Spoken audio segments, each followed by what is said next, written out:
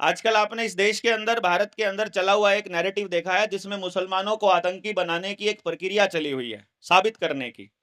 क्योंकि मुसलमान इस बैंकिंग प्रणाली के पूरे षड्यंत्र को समझते हैं।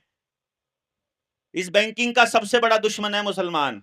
और बैंकिंग जब तक है तब तक इस देश के अंदर तरक्की नहीं हो सकती। और जब तक इस देश में मुसलमान गांव गांव में, हर गांव में 5-10 हाथ के कारीगर रहेंगे, तब तक कंपनियां नहीं जा सकती। हाथ का कारीगर नहीं रहेगा तभी तो कंपनियां आएंगी। कौन है यहां गांव में काम करने वाला? आप आस पास देखो, हाथ का कारीगर केवल मुसलमान मिलेगा आपको, बढ़िया कारीगर। चाहे वो लकड़ी का काम करने वाला हो, लोहे का काम करने वाला है कि नहीं, बता दो आप तो आपके आसपास। तो अगर वो खत्म नहीं होगा, अगर कमजोर नहीं होगा, तो कंपनियां कैसे अपनी एस्टेब्लिश करेंगी गांव गांव में जाकर के? ये कंपनियां ही तो नेताओं को पैसा देते हैं, नेता इनको, उद्योगपतियों को पैसा मिलता है, उद्योगपति पैसा देते हैं इनको, पार्टियों को। फिर तीसरे नंबर पे इन्होंने, इनके यहां मुसलमानों के यहां शराब हराम है कि नहीं? अब सरकार ने जगह जगह ठेके खोल रखे हैं। इतनी बड़ी आबादी यार, कस्टमर नहीं बन पाएगी अगर शराब हराम रहेगी। क्योंकि देश की अर्थव्यवस्था के लिए जरूरी है शराब, ऐसा बोलती है सरकार। क्यों? यही बोलती है ना कि तंबाकू से रेवेन्यू आता है इसलिए बेचना पड़ता है।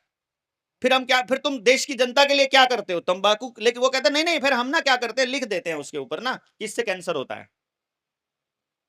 मतलब देश की भलाई के लिए वो उस पर लिख देते हैं कैंसर होता है, लेकिन तंबाकू से हमको ये मिलता है रेवेन्यू। वो शराब पीना हानिकारक है, बोतल पे लिख देने से देश की जनता की भलाई की सोच सरकार की पूरी हो जाती है, लेकिन बिकना जरूर चाहिए, इसलिए वो प्रमोट करती है। तो हर चौराहे पर सुंदर सुंदर ठेके खोल देती है। लेकिन मुसलमानों के यहाँ शराब हराम हो जाएगी, तो अब मुसलमान नशा नहीं करेगा तो बर्बाद कैसे करेगा पूरे परिवार को? तो पूरे परिवार को बर्बाद करने के लिए फिर सूखे नशे ले आओ। सूखे नशे जो दूसरे होते हैं, चिट्टा हो गया, स्मैक हो गई, हीरोइन हो गई। इसीलिए तो 27,000 करोड़ रुपए की हीरोइन पकड़ी गई थी अडानी की बुदरा पोर्ट पर, उसका आज तक किसी को पता नहीं कहां गई। पुलिस रिपोर्ट में किसी दिन अखबार में छपा मिलेगा कि 27,000 करोड़ रुपए की जो ड्रग्स थी उसको चूहे खा गए।